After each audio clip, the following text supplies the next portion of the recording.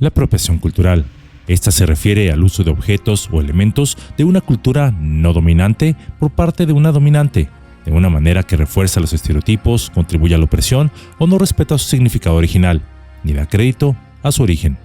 También incluye el uso no autorizado de partes de esta cultura, ya sea su vestimenta, danza, etc., sin permiso de la cultura original. Este fenómeno prácticamente ha existido desde que la humanidad tiene memoria, donde un invasor tomaba elementos del pueblo conquistado. Los romanos lo tomaron de los griegos, como su lenguaje, arte y arquitectura. Los españoles se apropiaron de muchos aspectos de las culturas indígenas de América, tales como su comida, vestido y prácticas religiosas. El Imperio Británico se apropió muchos aspectos de las culturas africanas y asiáticas, tales como el arte, la música y el baile.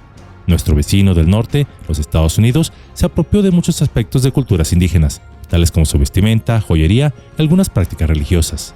Y es precisamente nuestro vecino al cual me referiré el día de hoy, ya que tomó para sí un aspecto cultural que hasta la fecha dice que es suyo. Hoy deseo hablarles un poco de ello. Es por eso que Yolocamotes tiene el placer de traerles el día de hoy el verdadero origen de los vaqueros del Viejo Oeste, los puentes intactos.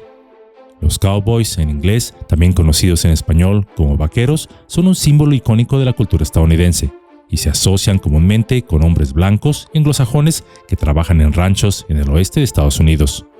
Esta figura seguramente la hemos visto representada en innumerables películas, documentales, fotografías, etc., donde vemos a un vaquero y de inmediato pensamos en el Viejo Oeste.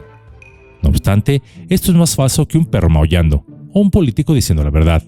La historia real de los cowboys es mucho más diversa y compleja de lo que se suele creer. La realidad es que una gran cantidad de cowboys eran hispanos y contribuyeron de manera significativa al desarrollo de la industria ganadera en el oeste de los Estados Unidos. El papel de los hispanos en la industria ganadera comenzó durante la época virreinal española en México, donde este territorio abarcaba hasta lo que hoy es el suroeste de los Estados Unidos. Los verdaderos vaqueros, en un inicio, tenían un aspecto similar al de un soldado español. El primer origen de los vaqueros nacería en el pueblo español del Rocío, donde muchos de sus habitantes migraron a California, cuando ésta aún era parte de la Nueva España, y con ellos se llevaron su cultura, sus tradiciones y arquitectura. A su vez, la región de Andalucía, en la península ibérica, llevó el sistema de haciendas al continente americano. Los españoles trajeron consigo al Nuevo Mundo el ganado, así como las técnicas de manejo y cría del mismo que habían desarrollado en Europa. Fueron los indígenas y mestizos de América los nuevos vaqueros o simplemente vaqueros, que aún hasta esa época eran simplemente novohispanos, quienes aprendieron estas técnicas del manejo y cría de ganado por parte de los ibéricos y las adaptaron a las condiciones del norte de lo que era la Nueva España. La figura del vaquero mexicano o novohispano fue tan popular que prácticamente se extendió a todos los territorios del Imperio Español, aunque con distintos nombres por supuesto. En México fue el charro, en Argentina el gaucho, en el norte de la Nueva España, más tarde México y aún más tarde los Estados Unidos fue el vaquero o cowboy. Los vaqueros mexicanos se hicieron expertos en el manejo de ganado y se convirtieron en una parte importante de la economía ganadera de la región norte de la Nueva España. Después de la invasión de los Estados Unidos y que éste se quedara con más de la mitad del territorio mexicano, legalmente claro, no vayan a pensar mal, pues México cedió este territorio bajo un tratado, de esos que te hacen firmar con una pistola en la sien. Los vaqueros mexicanos repentinamente se vieron del otro lado de la frontera, donde a menudo tuvieron que trabajar en ranchos propiedad de anglosajones, los cuales, aunque tenían mucho empeño en hacer labores del campo, en realidad no sabían nada, enseñándoles los vaqueros mexicanos a los estadounidenses sus técnicas de manejo de ganado, así de cómo administrar un rancho. Por lo que, por cierto, si ven películas con temas del Viejo Oeste, donde sale un estadounidense solitario en su rancho, siendo una estrella en el manejo de ganado y del mismo rancho, es una obra de ciencia ficción. O se olvida mencionar que seguramente había algún mexicano por ahí. Pero bueno, el tema del Viejo Oeste con el solitario, férreo, de pocas palabras y diestro en el revólver vaquero estadounidense que se ha forjado a sí mismo, vende más. Por cierto, un dato poco o casi nada conocido es que el forajido para unos y héroe para otros, el famoso y legendario Billy the Kid, aprendió el manejo del revólver por parte de vaqueros mexicanos. Era simpatizante de la cultura mexicana e incluso tuvo una novia mexicana, siendo protegido por parte de la comunidad hispana en Estados Unidos. Pero bueno, ya les hablaré sobre él en otra cápsula posterior. No obstante, la inmensa contribución de los vaqueros mexicanos al establecimiento del famoso, entre comillas, Viejo Oeste no era reconocido, y peor aún, a menudo se les pagaba menos por el mismo trabajo que a un vaquero anglosajón. A medida que la industria ganadera en el oeste de los Estados Unidos creció, también lo hizo la demanda de vaqueros.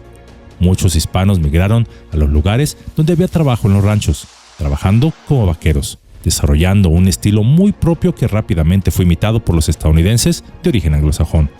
Sin embargo, como lo mencioné, a pesar de su contribución significativa a la industria ganadera y la cultura del oeste americano, los vaqueros hispanos a menudo han sido ignorados o marginados de la historia popular.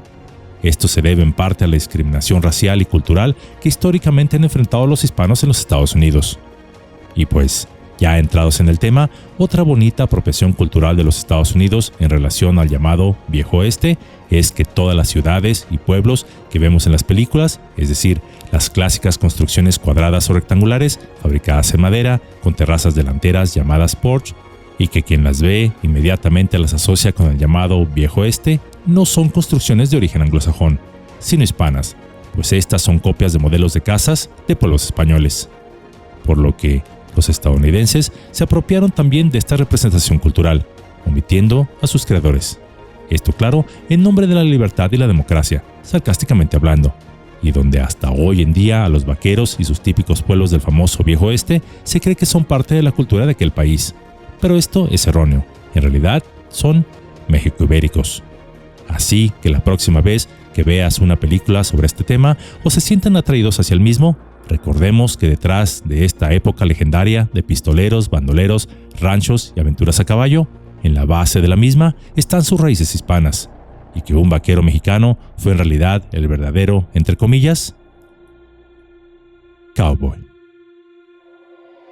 En esta sencilla cápsula vimos algunos ejemplos de apropiación cultural por parte de los Estados Unidos sobre México e incluso España, donde debemos recalcar que no tiene nada de malo emplear elementos de otras culturas para beneficio de la sociedad en general.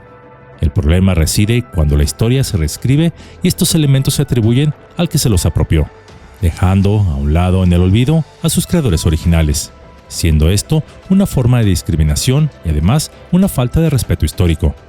Es como si los chinos se apropiaran de la Virgen de Guadalupe y siglos más tarde dijeran que esta siempre fue de origen chino. O, fuera de lo hipotético, cuando se atribuye a la compañía RCA la invención de la televisión a color o a Sony la invención de la televisión en alta definición, se deja a un lado, en ambos casos, a su verdadero creador, el mexicano Guillermo González Camarena, quien tan solo vendió su patente. Respetemos los derechos de los demás, sus creencias, sus prácticas y sus creaciones, de la manera en que nos gustaría respetar a los nuestros. No solo porque es lo correcto, sino porque al hacerlo reconocemos y honramos la contribución de sus creadores al progreso humano, pues cuando más aprendemos de las distintas culturas, más podemos comprender y apreciar nuestra propia diversidad y enriquecerla, ya que cada cultura es como un puente, y los cuales nos conectan a distintas formas de ver al mundo. Respetar sus elementos no es solo un acto de empatía, sino que mantiene esos puentes intactos para que los podamos cruzar, y así crecer juntos como humanidad.